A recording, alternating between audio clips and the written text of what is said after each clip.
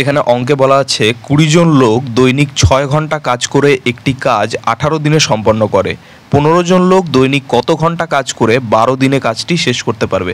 তো এই ধরনের অঙ্কের ফর্মুলা আমরা জানি M1D1T1/W1, ঠিক আছে, আর ইকুয়ালস টু M1D2T2/WT। সেই অনুযায়ী আমরা এখানে কিন্তু এগুলো বসিয়ে দেবো। দেখো এখানে ওয়ার্ক কিন্তু বলা নেই, মানে 1, তো নিচে ওয়ার্ক এখানে লেখারও কোনো দরকার নেই, ঠিক আছে, যখন আমরা অঙ্কটা করব।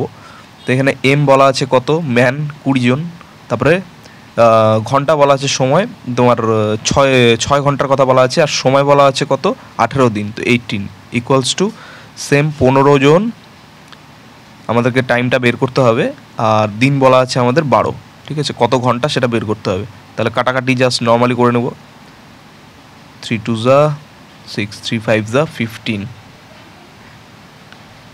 5 1 যা 5, 5 4 যা 20, 2 1 যা 2, 2 6 যা 12, এবারে 6 1 যা 6, 6 3 যা হচ্ছে 18। নর্মালি আমাদের বের হয়ে গেল x ইকুয়ালস টু 4 3 যা এই যে 12। তাহলে 12 ইজ দ্য রাইট অ্যান্সার।